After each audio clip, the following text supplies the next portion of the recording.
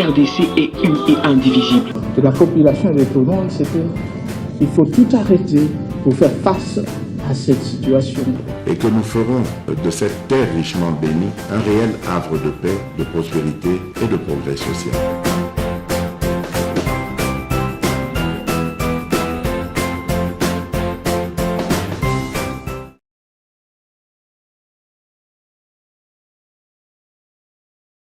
Honorable Mwanga-Chouchou, Izi, Edouard, et le commissaire principal, Mouchaga Livroy, Robert, tous là là-bas. J'ai reçu une correspondance de la part des conseils de l'honorable Mwanga-Chouchou faisant état du refus du greffier d'acter la déclaration de pourvoi en cassation formée contre l'avant du droit rendu par la procure. Et lorsque nous avons reçu la correspondance, nous avons essayé de vérifier les faits et nous voulons que tout le monde s'apaise. Le greffier n'a pas refusé de recevoir cette déclaration-là. Il est vrai que le conseil qui est venu avait mal procédé. En effet, il s'est présenté avec une procuration spéciale seulement. Le greffier, à juste titre, lui a dit que la procuration règle les rapports entre l'avocat et son client. Et on ne peut pas acter une procuration. Et il fallait une déclaration parce que la procuration donne mandat au conseil de poser les faits et gestes en lieu et place de son client. Et par la suite, il est revenu avec la procuration à laquelle a été une déclaration, mais adressée au gardien de la prison. Et non au greffier ou au greffe de la juridiction qui a rendu la décision.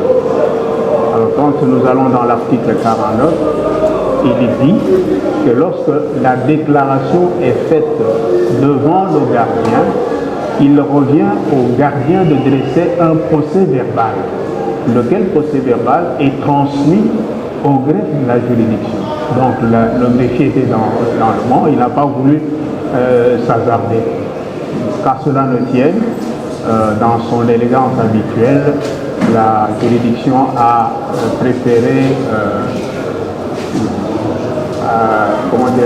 régler cette irrégularité. C'est une irrégularité, il faut bien l'avouer, il n'y a pas de débat là-dessus. Et elle a donné l'instruction au greffe pour que votre voix soit actée et cela a été fait. C'est que vous avez reçu l'acte du greffier à temps, la déclaration, l'intention écrite de se pourvoir en cassation contre la décision. Je crois que ça, bien, ce malentendu est élevé. Nous pouvons maintenant partir sur de nouvelles bases. Mais la loi, notre loi, a réglé cette matière-là. Aussi bien l'article 35 de la procédure devant la Cour de cassation que l'article 248 du Code judiciaire militaire, les deux dispositions ont réglé cette matière. Alors, on va demander à M. le rapporteur de nous donner l'étude de ces deux dispositions légales. Celui devant la Cour de cassation, article 46.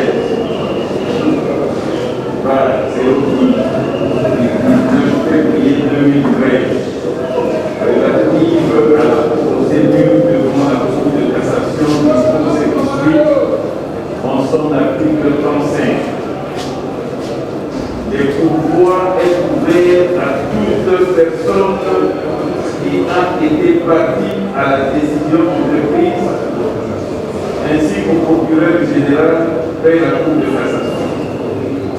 Le recours en cassation contre les jugements à bon-droit n'est ouvert qu'après jugement définitif. Mais l'exécution même volontaire d'un tel jugement ne peut être en aucun cas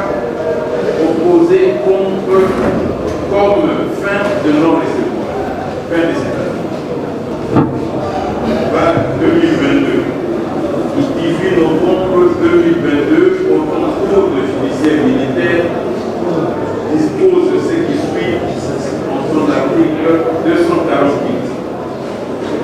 Les jugements prévus aux articles 246 et 247 sont rendus à la majorité des voix. Ils peuvent être attaqués que les jugements sur le fond, conformément aux dispositions du présent code. Toute déclaration faite au greffe relative à une voie de recours dirigée contre ces jugements sera jointe par la juridiction à la procédure sous examen. Et il s'agit justement des jugements avant dire droit. Tel est le libellé de l'article 248 du Code judiciaire militaire et de l'article 35 de la loi portant procédure devant la Cour. Monsieur le Premier Président, nous avons bien suivi la lecture de dispositions légales. Mais nous pensons que l'application de ces dispositions appelait un débat pour pouvoir éclairer la religion. Le débat sur lequel on nous a opposé l'article 35, on nous a opposé également l'article 248. Et voilà l'interprétation que la défense donne à ces deux dispositions combinées, où le CJM n'organise pas le pourvoi en cassation. Et donc, les recours qui n'auraient pas un effet suspensif, ce sont des recours organisés par les dispositions du Code de justice militaire. Dans le cas d'espèce, le pourvoi en cassation fait l'objet d'une organisation par une loi spéciale dont on venait de nous faire lecture. Si nous devons combiner avec l'article 35, l'article 35 a été lu. Il dispose que le pouvoir n'est ouvert qu'avec le jugement définitif. Mais alors, quelle est la conséquence à tirer lorsque on applique cette disposition mariée avec le pouvoir en cassation devant la haute cour militaire qui n'est pas une juridiction de cassation? La conséquence, à mon humble avis, c'est que, c'est comme en matière d'appel, les juges à qui on oppose un acte d'appel n'est pas qualifié pour apprécier les biens fondés de l'appel ou la recevabilité ou la régularité de l'appel. Le juge constate et tire des conséquences de droit et laisse à la cour d'appel ou à la juridiction d'appel le pouvoir de tirer les conséquences. Dans le cas d'espèce, vous avez par devant vous un pouvoir formé. Tirons-en les conséquences. C'est la surséance. La surséance qui est à la Cour de cassation de nous opposer les dispositions de l'article 35 pour nous dire vous êtes venus prématurément et donc votre pouvoir en cassation serait irrécevable. Donc, la haute cour militaire n'étant pas la juridiction de cassation, ne peut pas apprécier la recevabilité ou la non-recevabilité, le fondement ou le non-fondement d'un pouvoir en cassation. Sinon, ça serait un excès de pouvoir, l'attribution de compétences dévolues par la loi à la Constitution. Alors, pour nous, de la défense, nous estimons appliquer correctement cette disposition, vous demandons tout simplement de pouvoir surseoir et laisser la place à la Cour de cassation qu'il puisse nous dire ce que dit l'article 35. Voilà, j'ai dit et je vous remercie. Sur abondamment à ce qu'a dit l'estimé confrère,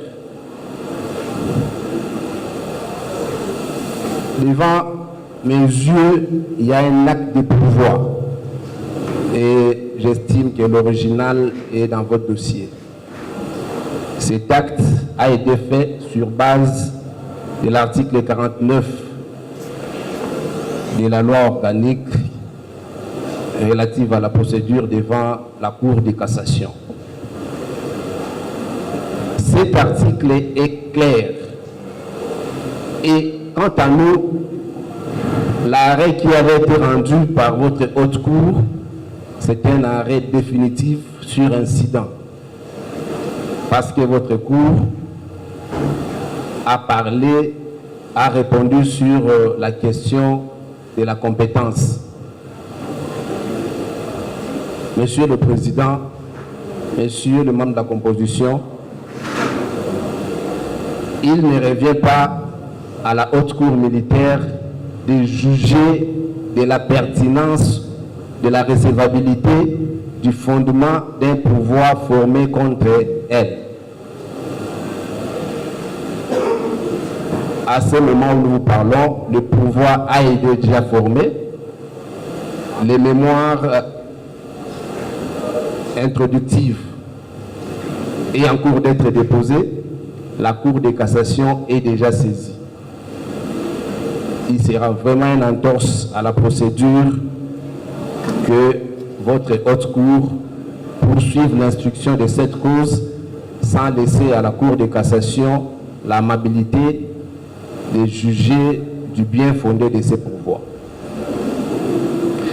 Les articles évoqués par votre auguste cour ne tiennent pas, dans la mesure où il y a toute une loi particulière et des articles qui précisent les modalités de pouvoir.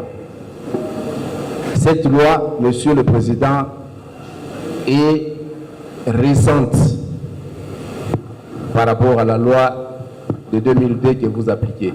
La loi sur la loi organique numéro 13/012 et du 19 février 2013 relative à la procédure devant la Cour de cassation.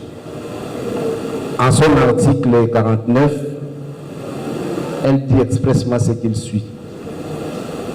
Par dérogation à l'article 1er de la présente loi organique, le pouvoir contre les arrêts ou jugements rendus par les juridictions répressives peut être formé par une déclaration verbale ou écrite des parties faite au greffe de la juridiction qui a rendu la décision entreprise. La déclaration est faite par la seule indication de l'intention de former un pourvoi et par la désignation de la décision entreprise. Les condamnés en état de détention, le cas de notre client, le type qui est en état de détention, peut faire la déclaration devant les gardiens de l'établissement pénitentiaire où il est incarcéré. Les gardiens dressent un procès verbal de la déclaration et les remet sans délai au greffier de la juridiction qui a rendu la décision.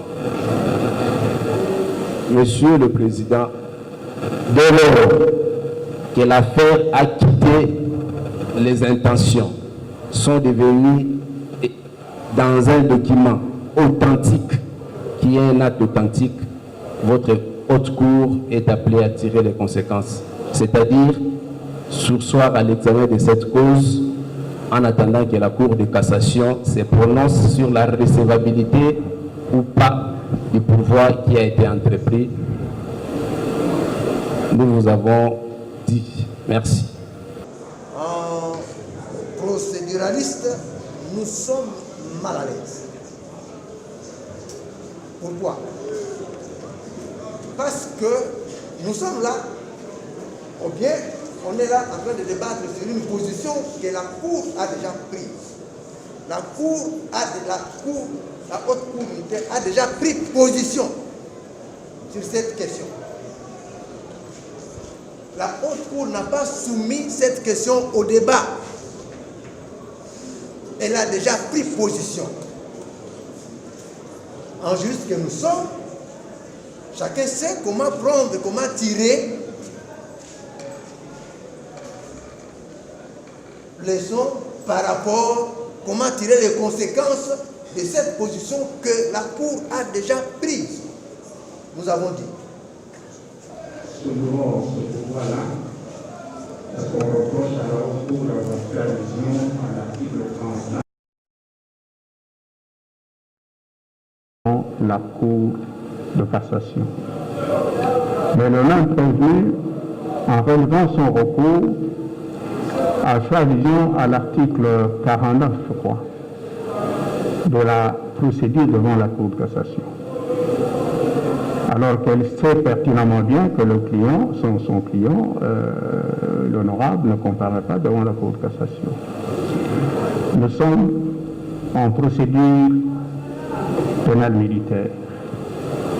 Et lorsque le législateur a dit que c'est noir, vous pouvez vous débattre pendant un siècle, ça doit être noir. Le législateur de la Cour de cassation a dit que les arrêts avant dire droit, les décisions avant dire droit sont attaquées au même moment que la déclaration, la décision quant au fond. Ça c'est un. Et de deux, parce que nous appliquons la procédure pénale militaire, le législateur militaire a réglé la question en disant que toutes les déclarations faites sont jointes à la procédure en cours. Or, la procédure en cours, c'est celle-ci. Je ne vois pas comment nous voulons chercher, ou bien nous voulons rendre service aux clients, ou nous voulons tirer les choses en longueur. Bon.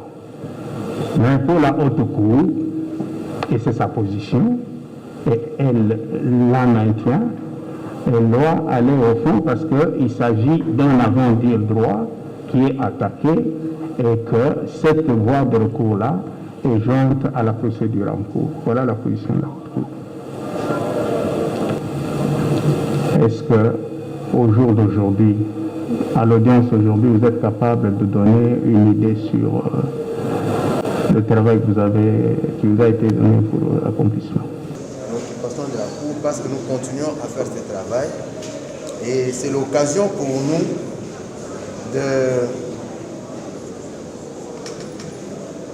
de solliciter auprès du prévenu Mwanga Tchoutou de mettre à notre disposition, pas de mettre en notre disposition, de ce qu'il faudra qu'on puisse ouvrir les coffres forts. Et cela doit se faire contradictoirement avec lui-même ou son représentant. Aussi, par rapport à cette situation, nous n'avons pas encore fini de réunir les éléments que nous devrions mettre à la disposition de la Cour, notamment l'ouverture du coffre-fort qui n'a pas encore été faite. De ce fait, nous sollicitons une remise pour quelques jours, après que nous serions convenus avec le prévenu Mwanga Tchoutou sur les jours de l'ouverture de ce coffre-fort. En ce moment-là, nous pourrons amener devant la Cour, répondre aux devoirs qui nous ont été prescrits. Nous voudrions le faire en même temps. Nous sommes déjà suffisamment avancés. Je pense que c'est le reste. Ce qui nous reste à faire, c'est juste l'ouverture du coffre-fort, voir le contenu, et après nous pourrons amener devant la Cour tout ce que nous avons dit. Nous nous rappelons de votre arrêt avant dire droit de la dernière fois là, au siège de la haute cour militaire.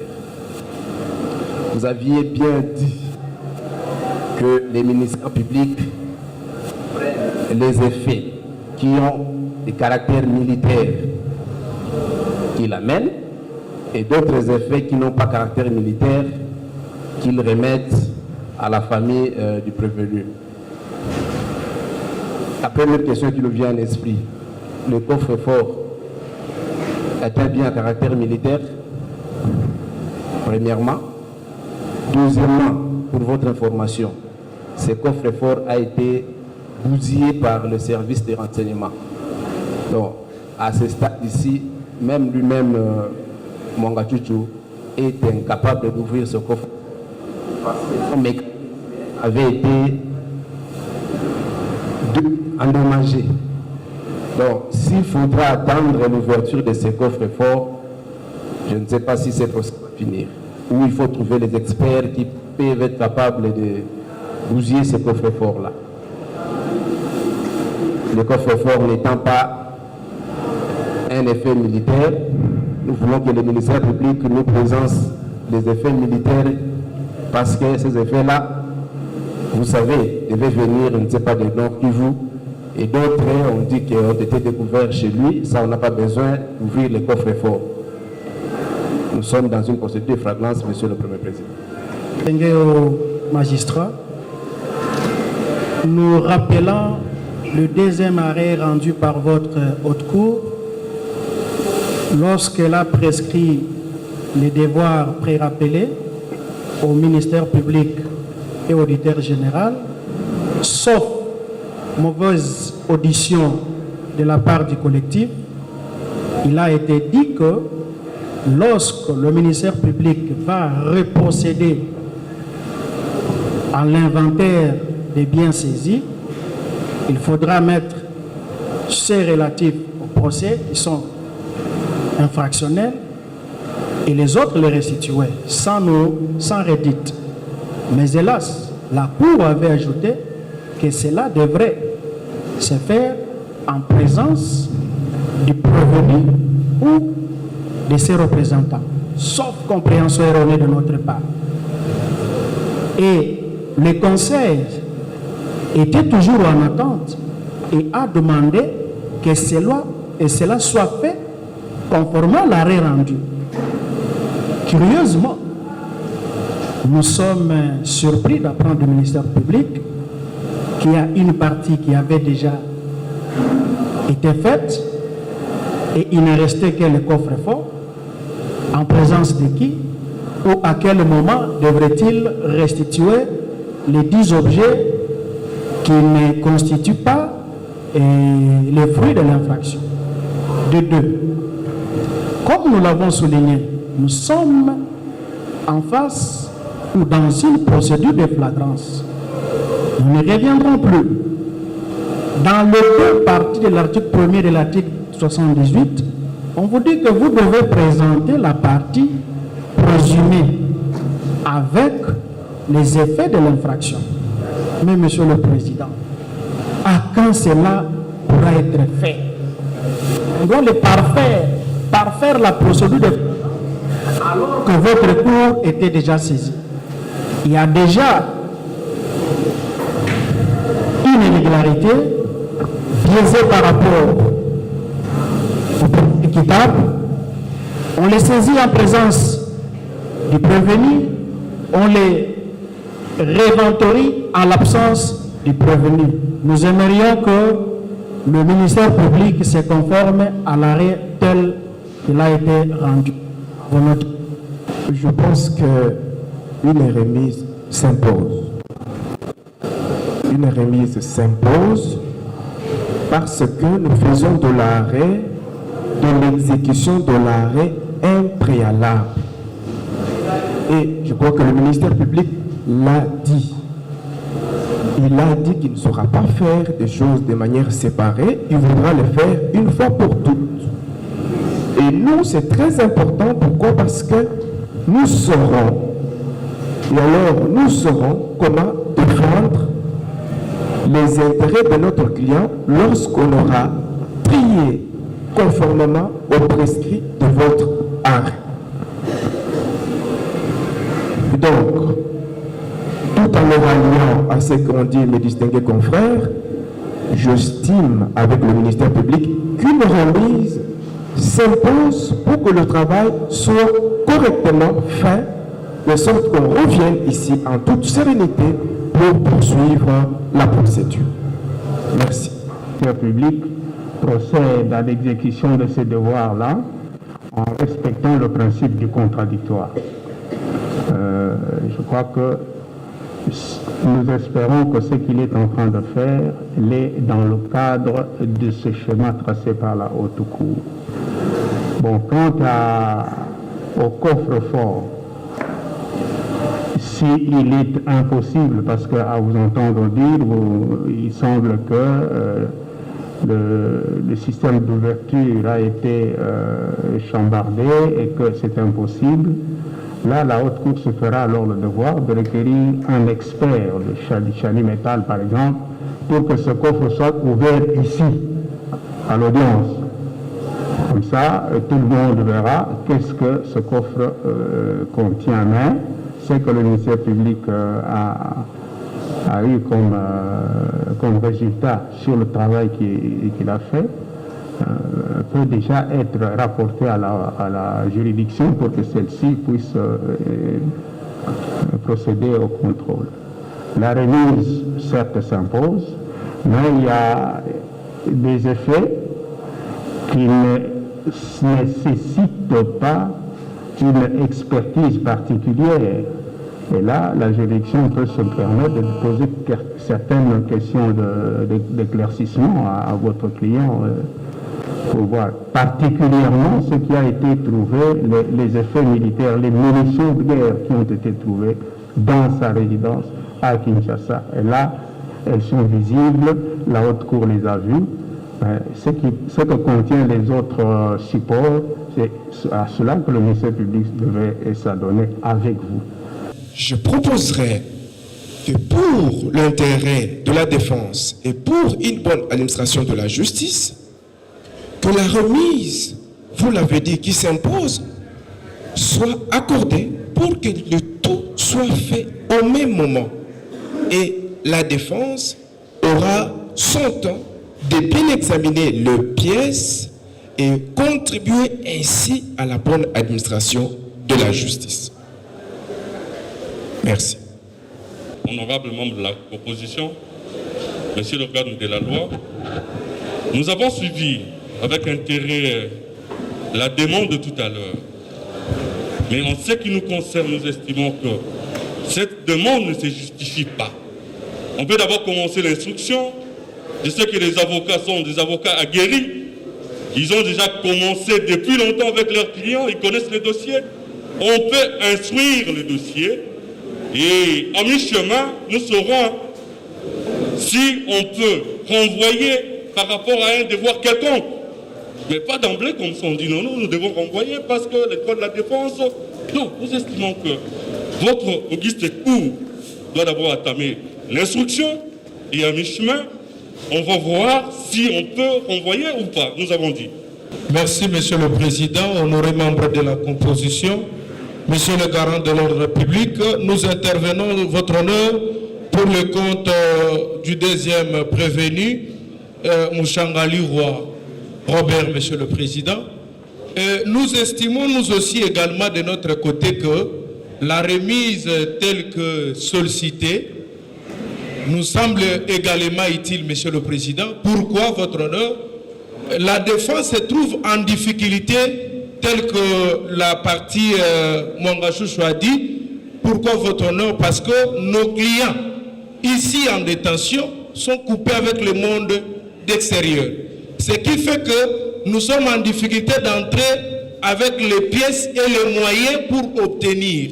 C'est ainsi que cette remise va nous permettre, nous également, votre honneur, afin que nous puissions également obtenir les pièces. Et à ce moment-là, votre honneur, nous pouvons vous présenter les clients qui répondront à vos questions, qui ne vont pas échapper à nous qui auront l'obligation de leur compléter, votre honneur.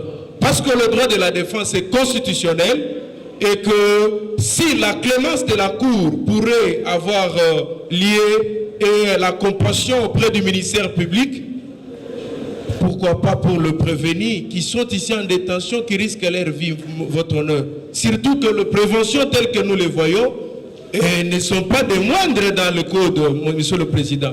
Prière à votre cour d'accepter cette remise pour que la partie de Robert puisse aussi obtenir les pièces, parce qu'ils sont coupés avec le monde extérieur, ils ne restent pas ici.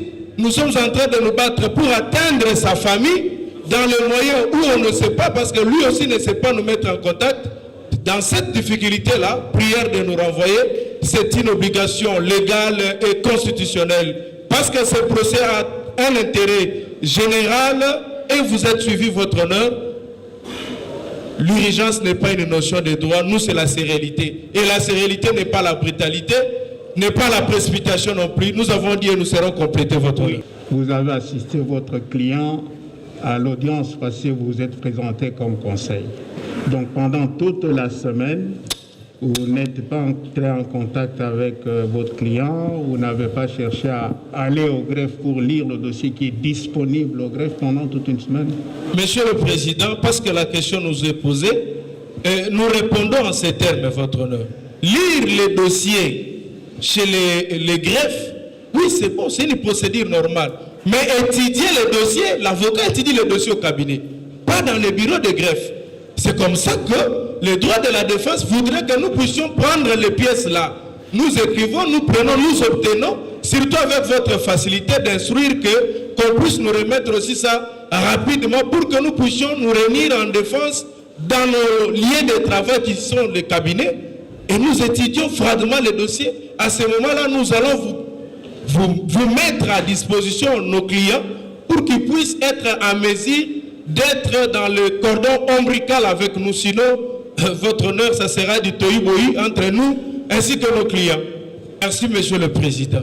Mais il y a un devoir, le même devoir a été donné au ministère public. Lui qui a tous les moyens de la République, il n'a pas pu répondre à ses devoirs. Votre honneur, ce n'est pas aussi facile à nous. Nous vous disons que le client est coupé avec le monde extérieur. Il n'habite pas ici.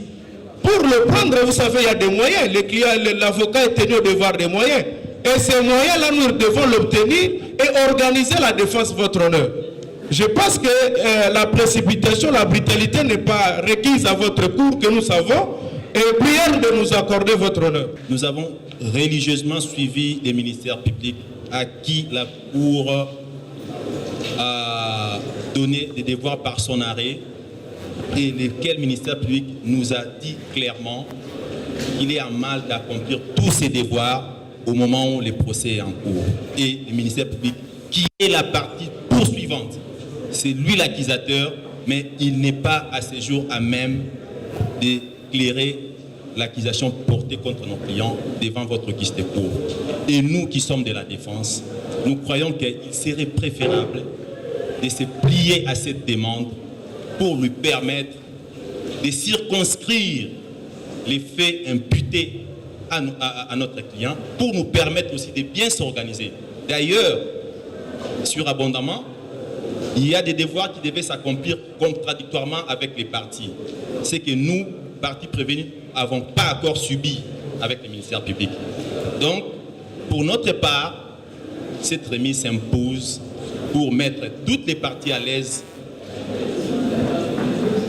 à l'exécution du dit arrêt. Nous avons dit. Pour les intérêts de Robert Moussama-Léon.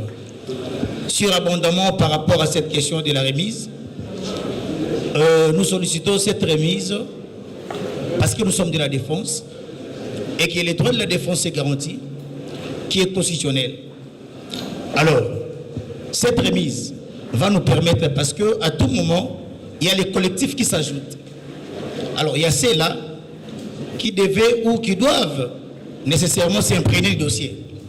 Alors, quand on se rallie de la partie du coprovenu Mangatutu et nous également solliciter cette remise-là, afin de pouvoir nous permettre de préparer mieux notre défense. Nous avons dit. Le ministère public estime qu'il faut une remise. Et il n'a pas fixé le timing, le temps. On doit faire où on doit renvoyer à combien de temps, à combien de semaines, combien de jours, pour que le ministère public puisse accomplir les devoirs.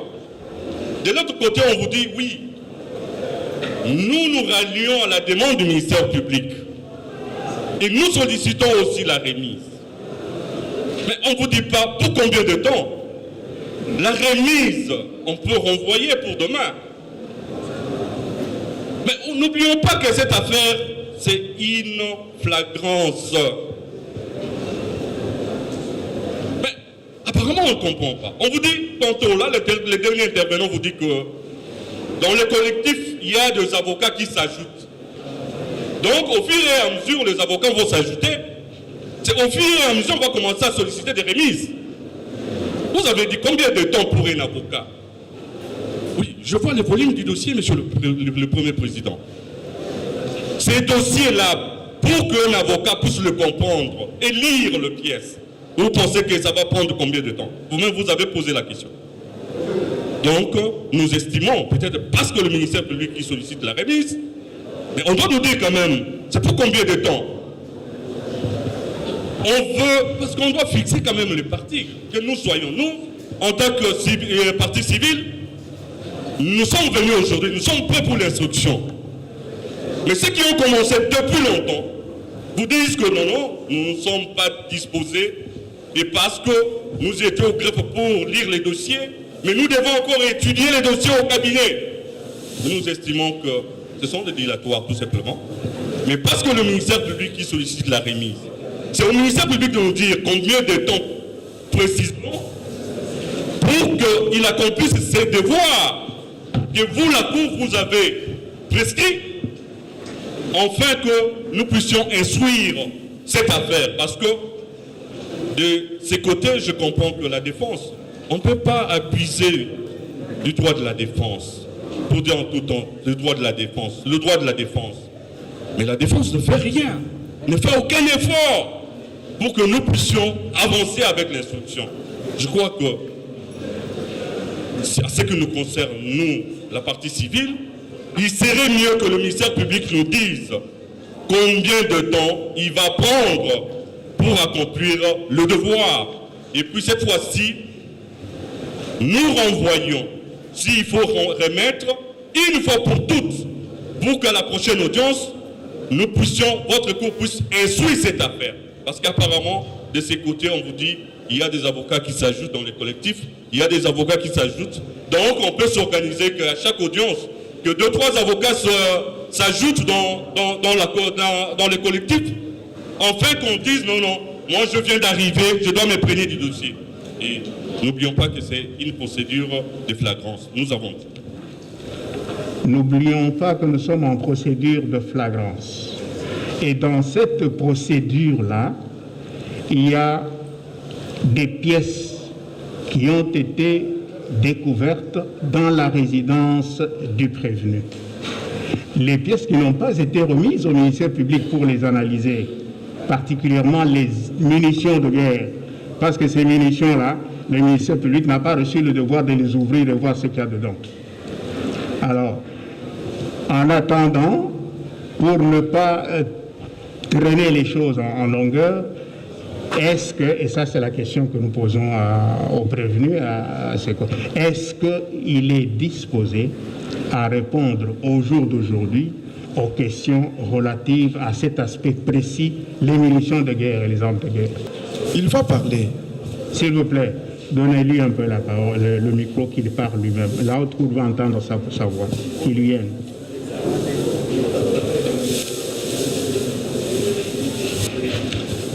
Je répète la question à l'intention de l'honorable député. La haute cour dit ceci. Le ministère public n'a pas encore terminé avec les devoirs qui lui ont été prescrits. Mais il y a des effets qui ont été trouvés dans votre résidence, ici à Kinshasa. En attendant que le ministère public et le collectif de vos conseils terminent ces devoirs-là, la haute cour voudrais vous poser des petites questions de clarification sur cette question précise. Êtes-vous disposé à répondre à l'audience aujourd'hui? Voilà. Oui, je suis disposé à répondre. Ok, voilà. Voilà. Là, ça ne nécessite pas de débat. Nous allons, la haute cour va lui poser des questions juste autour de cette question. Pour le reste, nous allons renvoyer à l'audience prochaine. En attendant, dans le délai que nous allons débattre, sur lequel nous allons débattre ensemble, pour voir comment d'autres questions. Bien. Honorable, les enseignent que dans votre résidence de Kinshasa à Gombe, il y a 42 munitions de guerre qui ont été trouvées par les services qui ont effectué une descente dans votre résidence. Est-ce que vous confirmez que réellement ces munitions ont été découvertes chez vous? La gaine et puis le matraque électrique sont les effets. Écoutez, en 2013, aux environs de là, j'ai sollicité une arme personnelle à l'administration du territoire. Le ministre de l'Intérieur, qui était Mouyej à ce moment-là, m'a demandé d'écrire officiellement. Et j'ai demandé cela, on était en caucus, à son bureau. Parce que, à un certain moment, il y a eu un problème de M23 dans le temps. J'ai vraiment été farouche à cette rébellion et je me suis senti menacé. On ne m'a même pas donné un policier, j'étais seul. Et comme ça, en caucus, quand on était en audience auprès du gouverneur, plutôt du ministre de l'Intérieur, j'ai dit, je venais de l'Ouganda, là où on a fait 4 mois. On s'est défendu tant qu'on pouvait.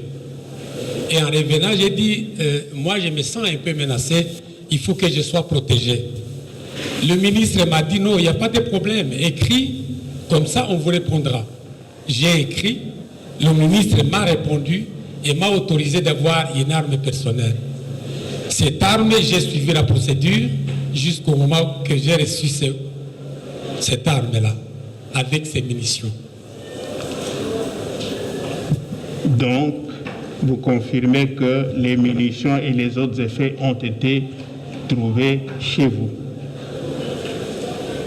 Oui, il faut. Ok. Vous êtes allé vite en besogne parce que vous êtes allé dans la procédure d'acquisition de cette. Vous dites que l'arme vous a été remise pour votre protection. Oui, l'arme m'a été remise. Ok. Oui. Avez-vous une autorisation de port d'armes conformément aux prescrits de la loi? Oui, j'ai une autorisation de port d'armes, mais tous ces documents ont été emportés par la DEMIAP. Quand ils sont venus tout ramasser, ils ont tout pris. À 2 semaines, nous pouvons être à même de bien faire le travail. Parce que le travail, s'il vous plaît, maître, ce n'est pas vous qui avez la charge de répondre au devoir. La personne qui a reçu mission estime qu'à la huitaine, tout peut être fin prêt. Parce que, ayez aussi présent à l'esprit que votre client a intérêt à connaître la vérité. S'il faut le laver, on le lave vite et tout ça. Mais si on doit tirer les choses en longueur alors qu'il est souffrant, selon vous, ce n'est pas correct, ce n'est pas bon. Oui, maître. Mais comment peut-on organiser sa défense au moment où nous ne sommes pas à même de le faire? Pourquoi nous sollicitons 2 semaines? J'illustre un exemple. Nous avons sollicité l'autorisation de lever copie. C'est après 10 jours, hier même, à 11 heures, que nous avons eu le pièce du dossier. Tout à l'heure, on vous parle même de l'autorisation, Et le ministère public l'a dit aisément. Nous allons discuter de l'authenticité. Est-ce que le ministère public va discuter de l'authenticité devant votre haute cour seul, sans que l'autre partie n'ait en main ces pièces? Aussi, toutes ces pièces qui seront déversées par le ministère public, la défense doit en prendre connaissance et dans son étude, et nous y reviendrons, l'exécution de l'arrêt et tout ce qui s'est fait doit se faire de manière contradictoire. La question posée à notre client tout à l'heure des 42 munitions, il ne les voit même pas. Nous de la défense, nous ne voyons pas ces munitions. Vous les avez vus à la première audience? Non. Vous les avez vus. Vous avez fait allusion. Dans votre mémoire unique, soyez cohérents. Nous en avons fait tant, Monsieur le Président, partant de l'accusation du ministère public. C'est l'accusation du ministère public. Alors, à 2 semaines, s'il y a 2 pièces qui seront déversées, et nous allons lever copie, nous en avons déjà l'autorisation, au greffe de nous permettre de le faire, nous viendrons en découdre. Nous avons dit.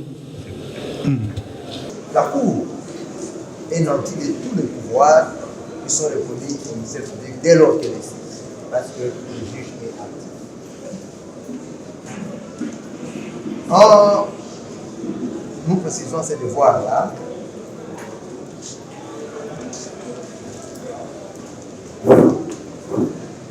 La Cour a voulu que ça aille vite, certainement, parce que on poursuit des flagrances. Aussi, pour éviter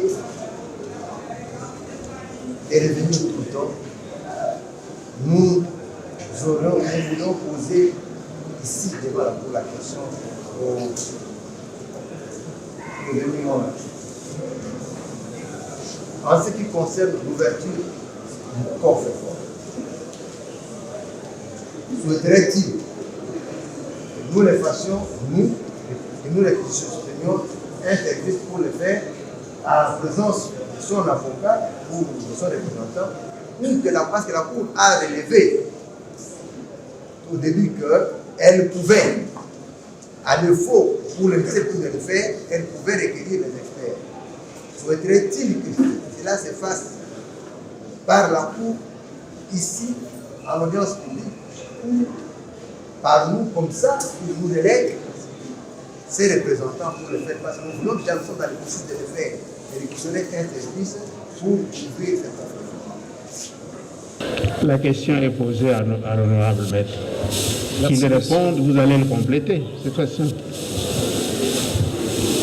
Moi j'aurais bien voulu que je sois présent quand on va ouvrir mon coffre, où mon épouse et mes représentants conseil, avocat conseil.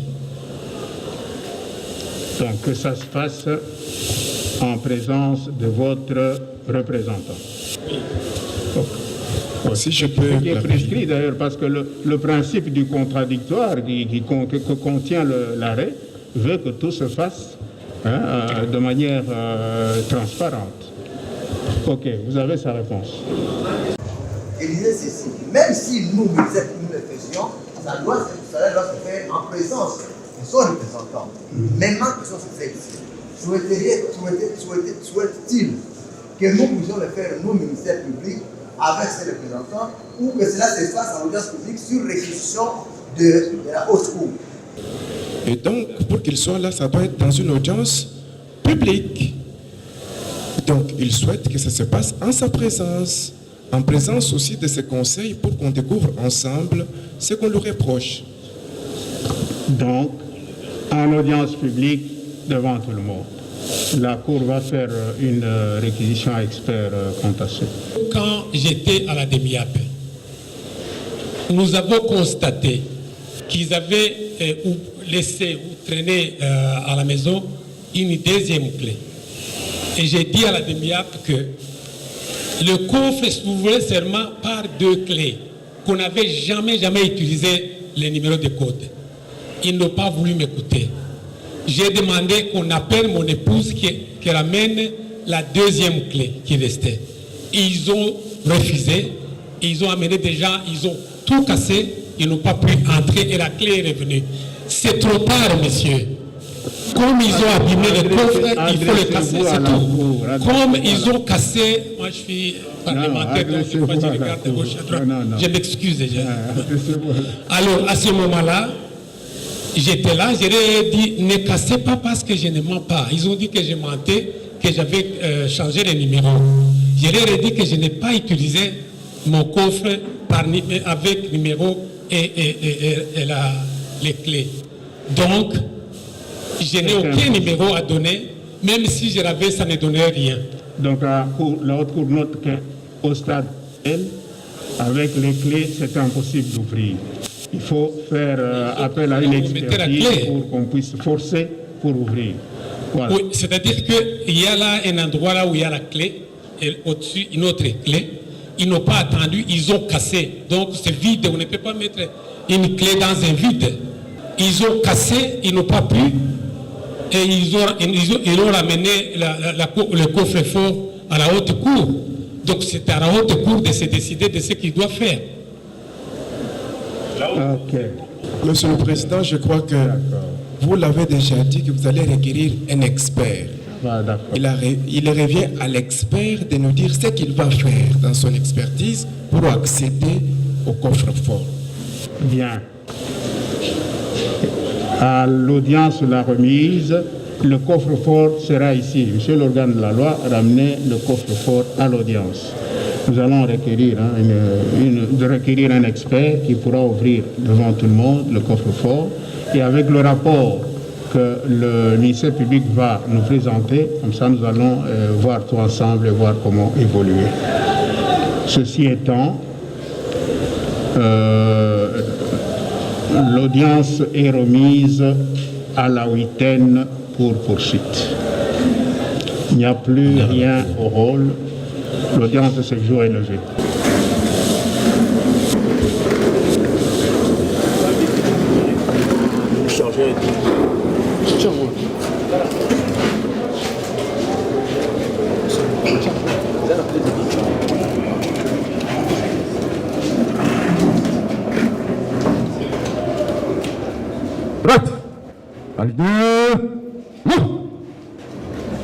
Gardez-vous.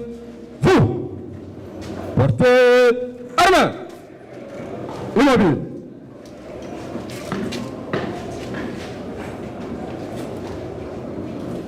Monsieur le Président de la Haute Cour militaire, mon général, audience de ce jour est levée. À vous ordres, mon général.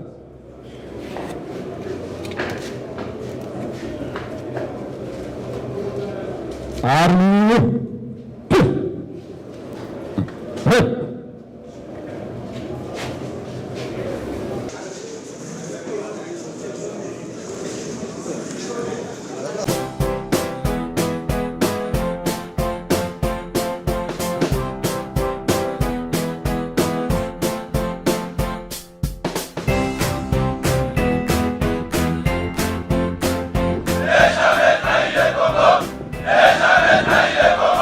La RDC est une et indivisible. De la population et de tout le monde, c'est qu'il faut tout arrêter pour faire face à cette situation.